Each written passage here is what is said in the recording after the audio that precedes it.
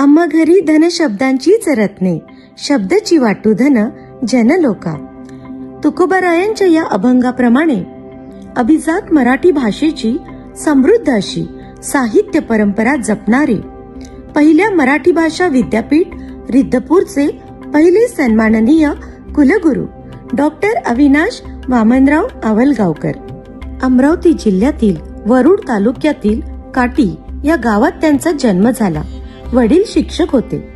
घरची परिस्थिती तशी बेताचीच, तरी सुद्धा सर्व भावंडांनी उच्च शिक्षण घेतले.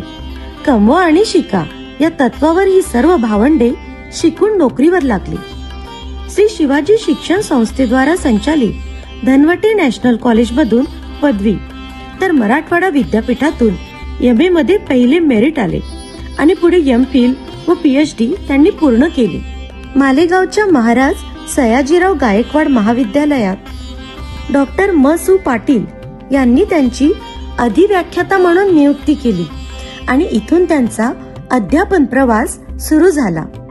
प्राध्यापक U.मा पठाण यांच्या मार्गदर्शनाखाली त्यांनी महानुभाव साहित्यावर PhD केली आणि हेच त्यांच्या शैक्षणिक कार्याचे केंद्रबिंदू ठरले. पुढे अहमदनगर व पुणे विद्यापीठात प्राध्यापक, प्रभारी कुलसचिव, संत नामदेव अध्यासन केंद्र प्रमुख, विविध समित्यांचे सदस्य अशा जबाबदाऱ्या त्यांनी यशस्वीपणे पार पाडल्या. विशेष म्हणजे एका वर्षासाठी इंग्रजी विभाग प्रमुखाची जबाबदारीही त्यांनी सांभाळली.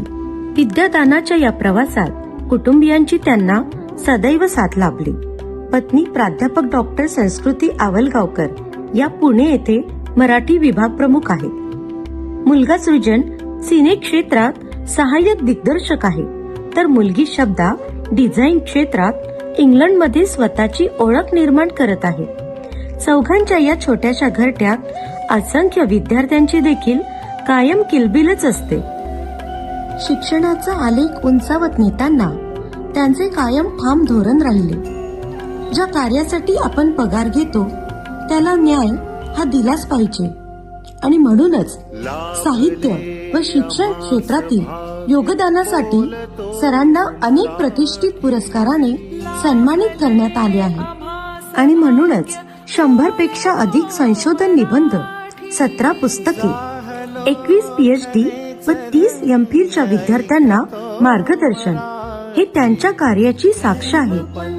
विद्यादानाची मोठी चळवळ उभी करणारे हे व्यक्तिमत्व हळवे कवीही आहेत.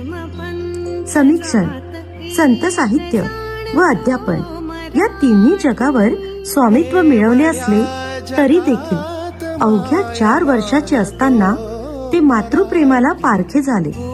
माय मराठीवर निस्सीम प्रेम करणाऱ्या एवढ्या सुखी माणसाच्या सदऱ्याला एवढा काय तो फाटका खिसा आहे. जणू माय मराठीला जगवतो आहे आणि जन्मदात्रीला तिच्यातच शोधतो आहे. कवी ग्रेस, ज्ञानेश्वर माऊली, संत तुकाराम, केशीराज व्यास, नारायण सुर्वे, म्हाईन भट्ट या आणि अशा अनेक प्रभावी साहित्यव्रतींचा सरांच्या विचारांवर कायम प्रभाव राहिला आहे.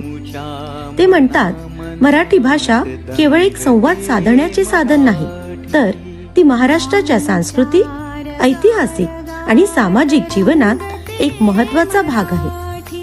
या भाषेने मला भरभरून दिले आणि जे जे घेतले ते मी खुल्या दिलाने मुक्त हाताने वाटत आलो. अभिजात मराठी भाषेप्रती त्यांच्या याच योगदानाची, गुणवत्तेची, अनुभव संपन्नतेची दखल घेत शासनाने त्यांची पहिल्या मराठी भाषा विद्यापीठाचे पहिले कुलगुरुपदी नियुक्ती केली. आम्हाला विश्वास आहे, मराठी भाषेची प्राचीनता, समृद्ध साहित्य परंपरा आणि तिचा स्वतंत्र प्रवाह या निकषांची पूर्तता करत विद्यापीठाचा प्रवास शून्यातून यशाकडे घेऊन जाण्याचे मोठे आव्हान आपण समर्थपणे पेलणार आहात.